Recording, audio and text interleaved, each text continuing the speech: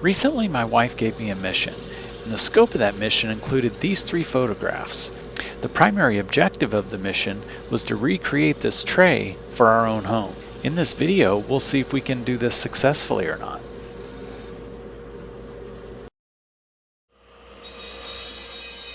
Here we're going to start this project over at the table saw like we do with so many other projects. Here we're just breaking down our raw materials. In this case, this is a pine 2x10. It is dimensional lumber. So we're just going to take this long 8-footer and kind of break it down into our project parts and just get it to where it's a little bit more manageable. So the tray we're working on is going to have a rustic aesthetic, but we're going to cut around some of the knot holes here, mainly as we're going through. I want to avoid some of the knot holes and other imperfections on the framing lumber here. It'll just make the whole project go much easier, even though we're not looking for a fine, smooth finish necessarily. Before we get started ripping down our project parts, we want to start with a straight edge. So we're going to take the rounded edges off one side of this 2x10 just by taking a quick pass, getting one flat straight edge, and then we're going to flip it over and trim down our other project parts for the tray handle, and that's what we're making here, just kind of getting those pieces all trimmed down. With our project parts roughed out at the table saw, we've moved over to the bandsaw to start resawing. Now I want the tray, the frame of the tray, I want those boards to be a 1/2 inch wide, so we're going to start that process by resawing the dimensional lumber here at the bandsaw.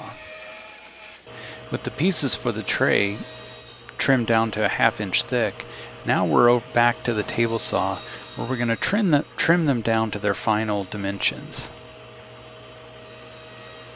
Our next task is to start working on the carrying handle for the tray. So here we're working on the ends, and we've already kind of got our rough dimensions and also resawed this piece in half so that we're roughly 1/2 inch. We know we want the handle to be 1 inch in diameter, and so I'm taking a 1 inch Forstner bit just to give me the top art on the ends of these handles.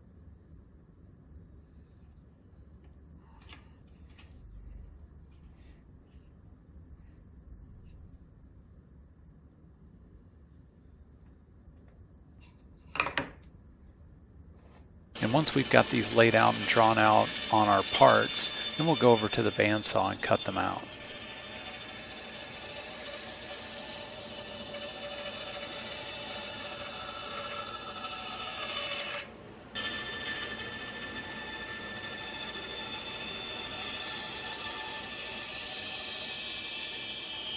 Now we've shifted over to the router table and put a dado or groove on the bottom of each of the parts for the tray. This groove is what we'll use to hold bottom of the tray in place. Bottom panel is a 1/4 inch piece of plywood, and actually in measuring it, it just ends up being just slightly larger than 1/4 of an inch. So it's a few thousandths of an inch over.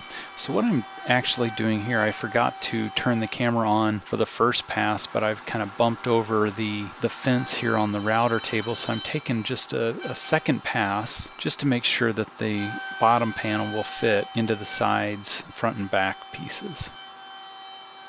With all of our flat work done, it's time to go over to the lathe and start turning. So this first piece is the handle, which is going to be about 20 inches or so long, and it's just a 1 inch diameter dowel rod, or almost like a broomstick. It's a very simple turning, so all we're doing here is using our spindle roughing gouge just to get our square blank down to round. With the length of this piece, we'll have to work it in sections. Our tool rest is only about 12 inches here, and so we'll work about half of the handle, and then we'll go down to the tailstock end and work down the other half and kind of keep working back and forth until we're done.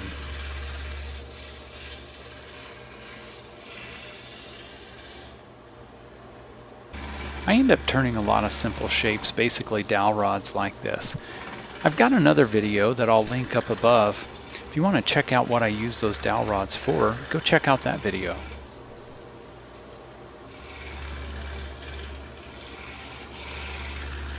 With our handle now round all the way down its full length, we've switched over to the skew chisel where we'll work down to our final diameter. You can see me here testing that with a shop-made kind of wooden caliper set. Basically, we're just going to kind of trim this down to that 1 inch that we're shooting for and use that skew chisel to give us nice, smooth, clean cuts. We'll start working down from the tailstock end back toward the headstock.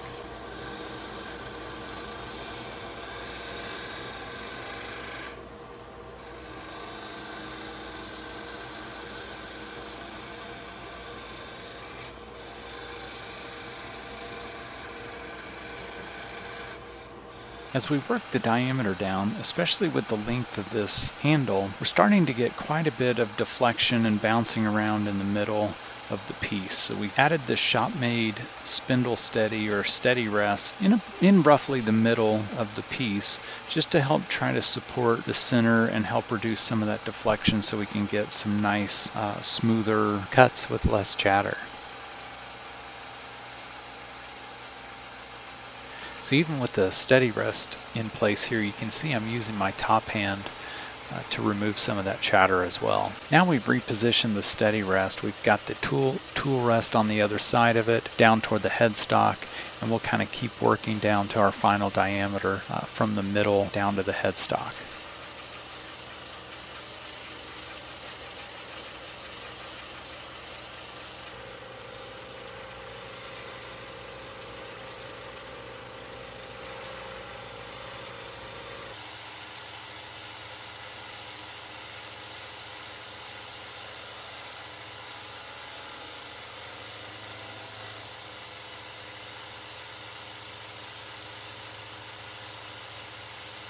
Now for just some quick sanding and the handle will be done.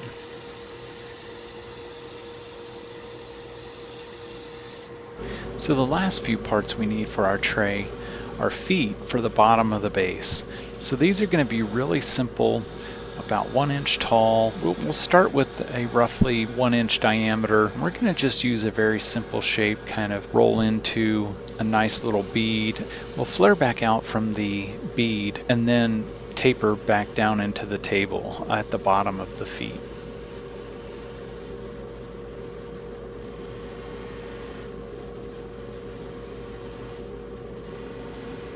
Here I'm using the detailed spindle gouge to kind of refine the shape on the bead and then also the taper as it flows down into the bottom of the leg.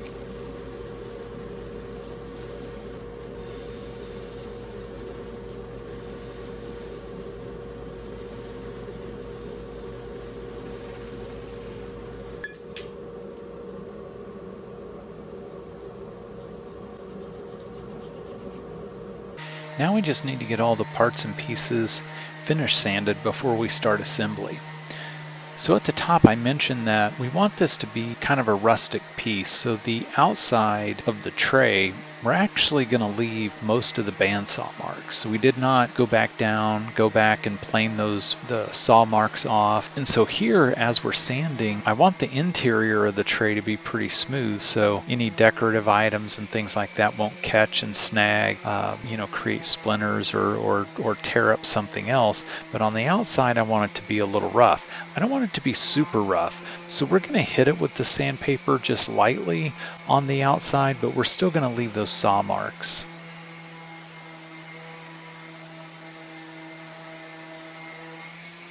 Here we've got our first dry assembly, and all we're really doing here is trying to get a final dimension for the bottom panel on the tray.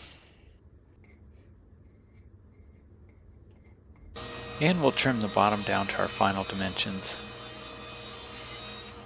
Now it's time to bring all of our parts together and start our assembly process. Here I'm taking the bottom panel and just making sure that it fits the stop dado grooves that I've got on both of the long sides. I'm expecting to do a little chisel work just to help kind of reshape where we've got a kind of a rounded slot or hole from our router bit and a square panel for the bottom. I know I'll do a little bit of chisel work just to get this cleaned up so it'll fit right.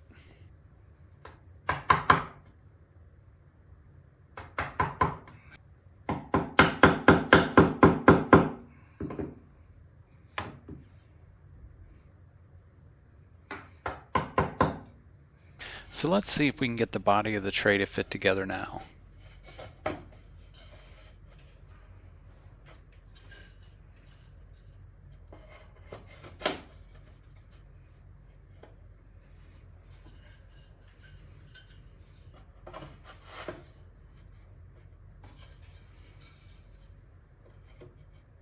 With all the pieces fitting together, now it's just time for some glue and some brad nails to get the base of the tray fully assembled. I talked about it earlier, we're going for a more rustic aesthetic here, so I'm not too concerned about using fancy joinery like dovetails. We're not mitering these joints.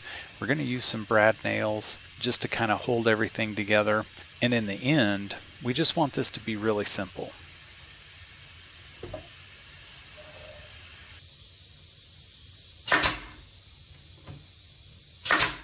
Here's a lesson in keeping your fingers out of the way when you're trying to hold this joint together.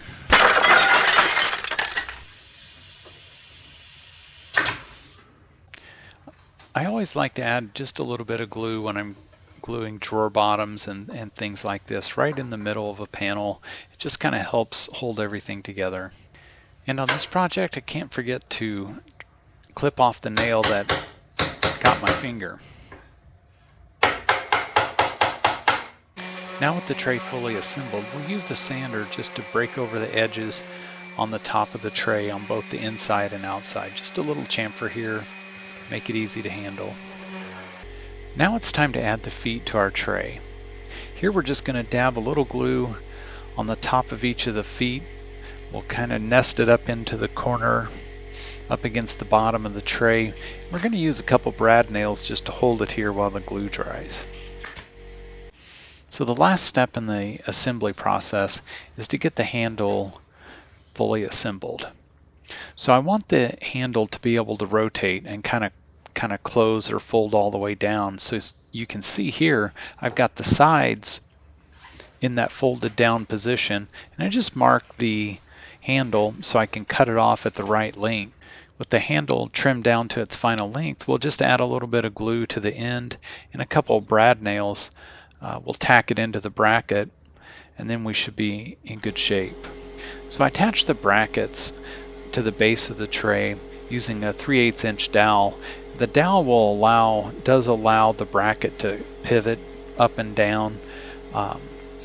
In order to get that to really work out, I did end up using a little bit of hot glue in that joint just to kind of snug it up and make it a little tighter.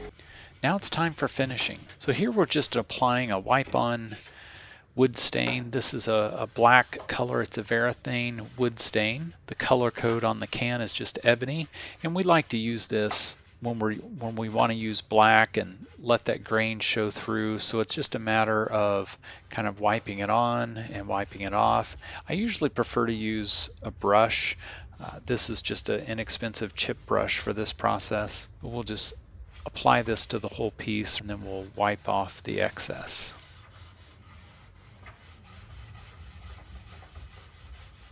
So now the only question to answer is, were we successful in recreating this tray? Let me know what you think in the comments section.